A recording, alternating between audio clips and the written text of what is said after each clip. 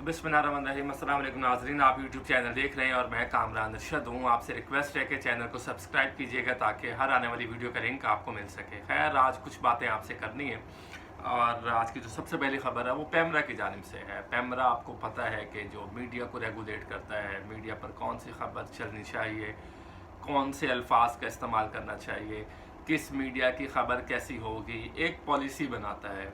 SOPs बना रखे हैं मीडिया के लिए, जिसे स्टैंडर्ड ऑपरेटिंग प्रोसीजर्स कहा जाता है।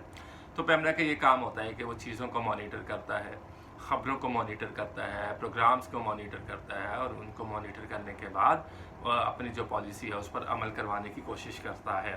तो पैमरा की जानिब से एक नोटिफिकेशन सामने आया है जिसमें उन्होंने कहा है कि मीडिया पर कोई ऐसी चीज़ रिपोर्ट नहीं कर सकते जो खुदा न खास्ता इलेक्शन को मुतासिर करें। मसलन ये जो ज़ाब्ता है ये बना रखा है कि मीडिया के ऊपर इलेक्शन के हवाले से जो भी कोई ऐसा तासुर देने की कोशिश की जाए, वो किसी एंकर की जानिब से हो, मीडिया चैनल की जानिब से हो कि इलेक्शन नहीं हो रहे, इलेक्शन मुलतवी हो रहे हैं या इलेक्शन लेट हो रहे हैं, तो उन लोगों को कानून के दायरे में लाया जाएगा और उनके ख़िलाफ़ कानूनी कार्रवाई की जाएगी।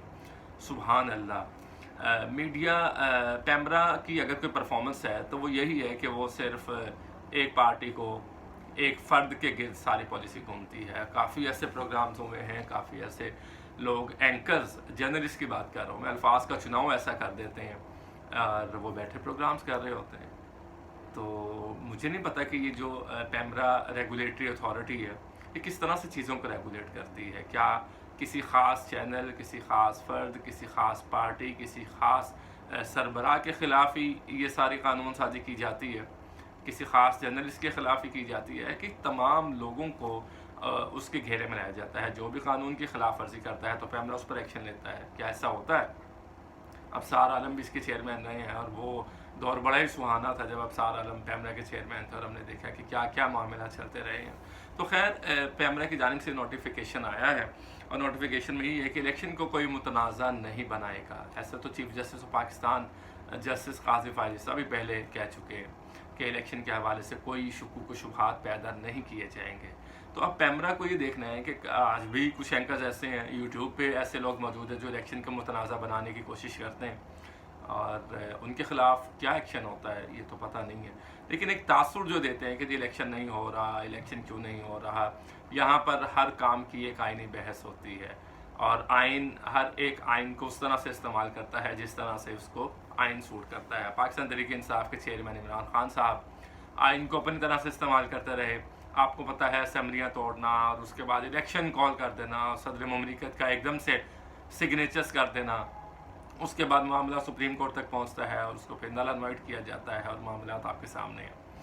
तो हर एक अपने आइन की तशरीह करता है। मियाँ नवाज शरीफ साहब पाकिस्तान से 4 साल की खुद साख्ता जिला वतनी काट के वतन वापस पहुँचे हैं और वो अपने तौर पर आइन की तौजीह बयान करते हैं, आइन की तशरीह बयान करते हैं। एक एफिडेविट 50 रुपये के ऊपर मियाँ नवाज शरीफ साहब बीमारी का बहाना, बीमारी, मुबैना बीमारी, बहाना तो नहीं कहना चाहिए, मुबैना बीमारी के बाद वो लंदन में मौजूद है 4 साल, वहाँ पर सियासत करते रहे। वो दूसरे ममालिक में वो गए लेकिन पाकिस्तान नहीं आए। और मज़े की बात है कि उनके भाई जो छोटे मियाँ साहब हैं, जब वो पाकिस्तान के प्राइम मिनिस्टर बने, जी हाँ, मैं शहबाज शरीफ साहब की बात कर रहा हूँ, जो प्राइम मिनिस्टर रहे हैं पाकिस्तान के, तो उनके दौर में भी वो पाकिस्तान नहीं आए। लेकिन मामलात आपके सामने हैं कि किस तरह से मामलात चलते हैं। तो यही सियासत है। तो अब पैमरा की बात कर रहे हैं हम, तो उसमें सीनियर सहाफ़ी जो है मोहम्मद मालिक, वो प्रोग्राम करते हैं, आपको मालूम है, वो PTV के MD भी रह चुके हुए हैं, MD चेयरमैन गालिबन रह चुके हुए।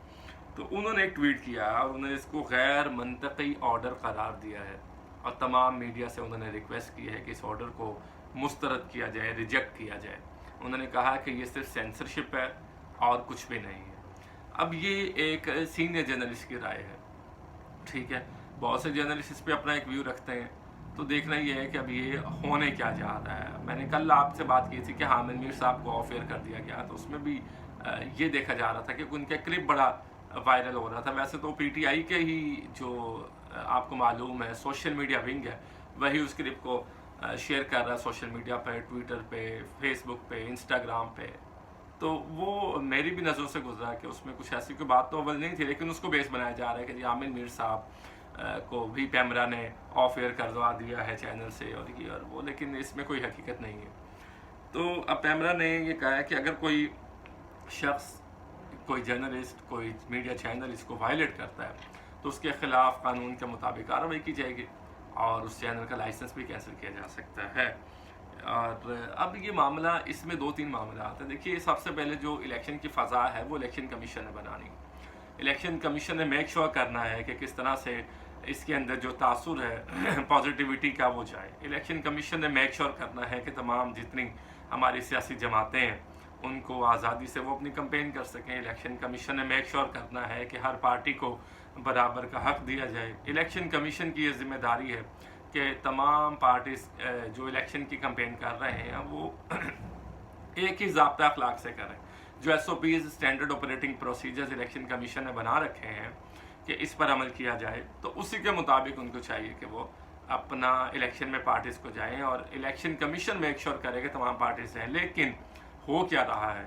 ہو یہ رہا ہے کہ نون لیگ اپنی کمپین کر رہی ہے پنجاب میں، اور پاکستان پیپلز پارٹی اپنی کمپین کر رہی ہے سندھ میں، اور مولانا فضل الرحمان وہ کے پی کے میں اپنی کمپین انہوں نے شروع کر دی ہے، بلوچستان میں بھی کمپین شروع ہو گئی ہے۔ لیکن پاکستان کی ایک پارٹی اور اس کے سربراہ جو اس وقت جیل میں موجود ہیں، ان کے کارکنان 250 سے زیادہ کارکنان کو گرفتار کیا گیا، 250 سے زیادہ کارکنان چھوڑ گئے ہیں، 10,000 سے زیادہ کارکنان 48 گھنٹے میں گرفتار ہو گئے، تو وہ آج بھی جیلوں میں موجود ہیں۔ ان کو تو کمپین کی کوئی اجازت نہیں ہے، نہ کوئی وہ کمپین کر سکتے ہیں، نہ کوئی کارنر میٹنگ کر سکتے ہیں، نہ ہی وہ کوئی آپ کو معلوم ہے جلسہ کر سکتے ہیں، نہ ہی کوئی ریلی نکال سکتے ہیں، صرف وہ ویٹ کر رہے ہیں۔ تو یہاں پر الیکشن کمیشن کیا کر رہا ہے؟ یہاں الیکشن کا مقصد یہ ہے کہ تمام پارٹیز کو برابری کے حقوق دیے جائیں، تمام پارٹیز کو برابری کے اصول دیے جائیں، تمام اپنی کمپین کریں، لیکن یہاں ایک پارٹی کو کچھ بھی کرنے کی اجازت نہیں ہے، باقی ساری پارٹیز جو مرضی کرتے رہیں۔ تو الیکشن کمیشن کی یہ ذمہ داری ہے کہ وہ میک شور کرے۔